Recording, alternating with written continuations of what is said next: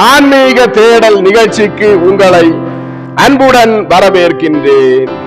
மீட்பரின் காவியம் பாகம் 143.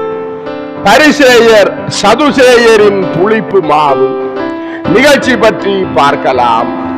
மத்தேயு நற்செய்தி அதிகாரம் 16 இறை வார்த்தைகள் 5 முதல் 12 வரையும், மார்க்கு நற்செய்தி அதிகாரம் 8 இறை வார்த்தைகள் 14 முதல் 21 வரை. நிகழ்ச்சிக்கு போகலாம். அப்போஸ்தலர்கள் இயேசுவை பார்த்து, பாலம் வரைக்கும் கரையோரமாக நடப்போமா அல்லது இங்கேயே ஆற்றை கடந்து விடுவோமா என்று கேட்டார்கள். இயேசு அப்போஸ்தலர்களை பார்த்து, அதை கடப்பதற்கு ஏதாவது படகு இருக்கிறதா என்று பாருங்கள், இங்கே கடப்பதுதான் நல்லது என்றார். பர்த்தலோமை இயேசுவை பார்த்துவிட்டு, ஆம், சரியாக செசாரியா பனேயா செல்லும் சாலையின் மீது இருக்கிற பாலத்தில் நம்மை பின்தொடரும்படி அனுப்பப்பட்ட யாரையாவது நாம் எதிர்கொள்ள வேண்டி வரலாம் என்று முகத்தை சுளித்தபடி யூதாஸை பார்த்தார். யூதாஸ் அமைதியாகவும் தாழ்ச்சியோடும், என்னை திரும்பி பார்க்காதீர், நாம் இங்கே வருவோம் என்று எனக்கு தெரியாது, நான் எதையும் சொல்லவில்லை. சாப்பேத்திலிருந்து இயேசு ராபிகளின் கல்லறைகளுக்கும் கேதேசுக்கும் போவார் என்பதை புரிந்து கொள்வது எளிதாய் இருந்தது. ஆனால் பிலிப்பியின் தலைநகரம் வரைக்கும் அவர் போக விரும்பினார் என நான் ஒருபோதும் நினைத்ததில்லை. ஆகவே அவர்களுக்கு இது பற்றி எதுவும் தெரியாது. ஆகவே என் தவறு காரணமாகவோ அல்லது அவர்களின் சொந்த முடிவின் காரணமாகவோ நாம் அவர்களை காண மாட்டோம். பெயர் செபூவே நேரில் அவர்களை வழி நடத்தினால் தவிர நாம் அவர்களை காண மாட்டோம் என்றான். பர்த்தலோமை இயேசுவை பார்த்து, மிக நல்லது, ஏனெனில் சில குறிப்பிட்ட மனிதர்கள் மட்டில் நாம் கூறிய பார்வை உள்ளவர்களாக இருக்க வேண்டும். நம் திட்டங்களை அவர்கள் சற்றும் யூகித்து விடாதபடி மிக கவனமாக பேச வேண்டும்.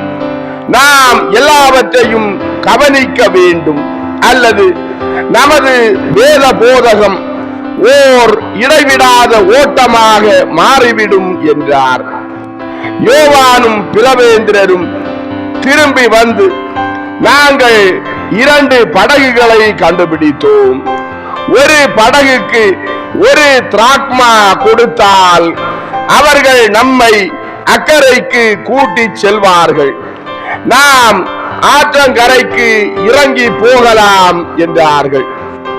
அவர்கள் அந்த 2 சிறு படகுகளில் 2 தடவைகளாக ஆற்றை கடந்து மறுகரைக்கு சென்றார்கள்.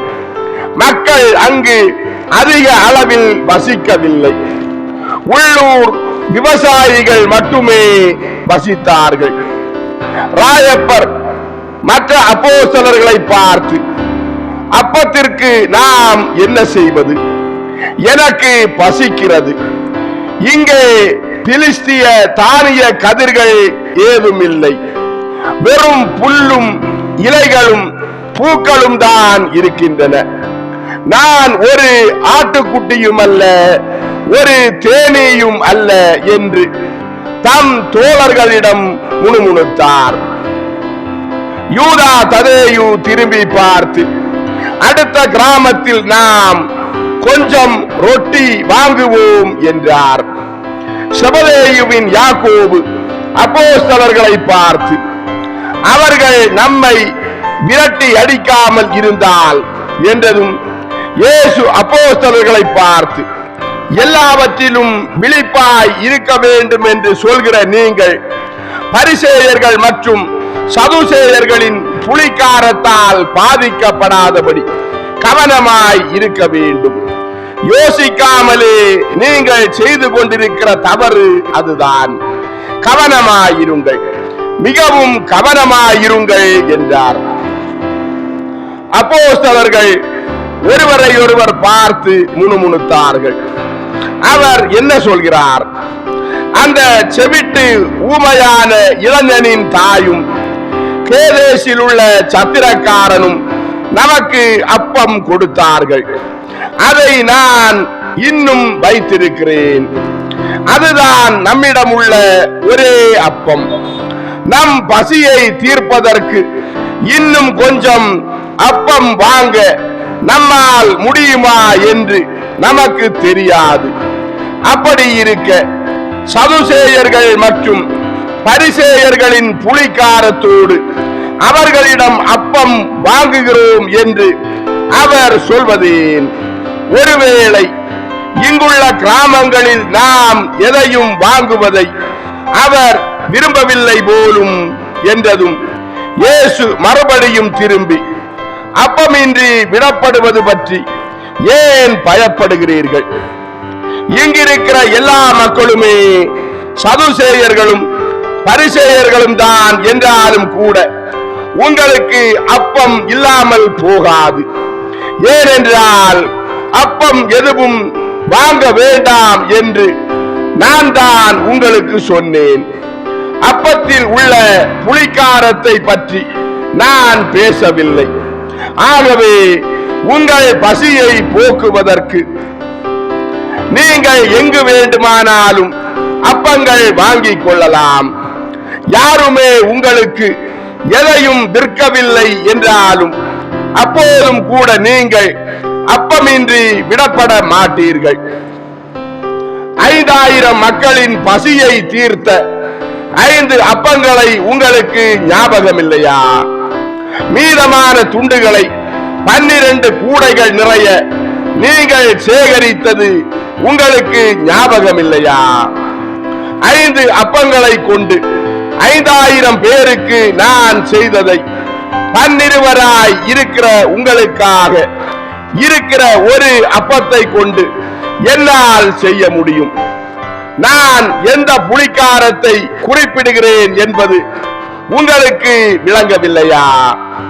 பரிசேயர்கள் சதுசேயர்கள் வேத பாரகர்களின் இருதயங்களில் எனக்கு எதிராக எழுகிற புலிக்காரத்தையே நான் குறிப்பிடுகிறேன். அது வெறுப்பு, அது தப்பறை. பரிசேய புலிக்காரத்தில் ஒரு பகுதி உங்கள் இருதயங்களுக்குள் நுழைந்து விட்டது போல நீங்கள் வெறுப்பை நோக்கி போய்க் கொண்டிருக்கிறீர்கள். உங்கள் பகைவனும் கூட வெறுக்கப்படக்கூடாது. கடவுள் அல்லாத எதற்கும் ஒரு மிகச்சிறிய நுழைவு வழி கூட திறக்கப்படக்கூடாது. ஒரு பொருள் நுழைந்த பிறகு கடவுளுக்கு எதிரான மற்றவைகள் நுழையும். சில சமயங்களில் ஒருவன் சமமான ஆயுதங்களை கொண்டு எதிரிகளோடு போரிட விரும்புவதால் அவன் அழிந்து போகிறான் அல்லது தோற்கடிக்கப்படுகிறான்.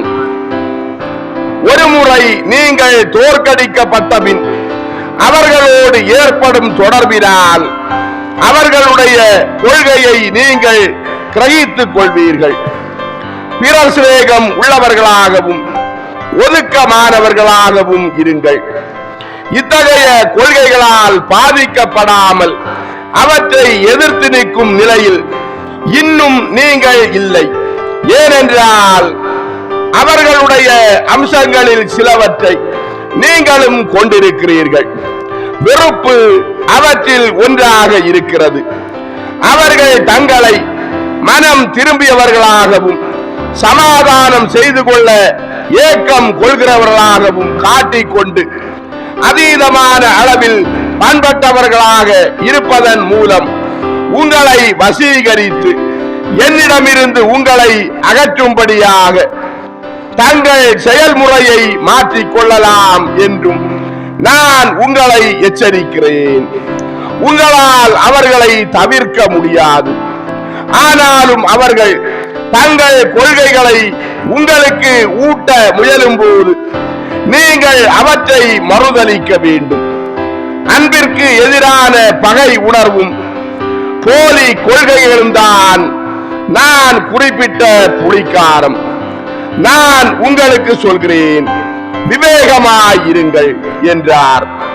அன்பார்ந்தவர்களே, ஆன்மீக தேடல் மீட்பரின் காவியம் பாகம் 143 பரிசேயர் சதுசேயரின் புளிப்பு மாவு நிகழ்ச்சி இதோடு நிறைவடைந்தது.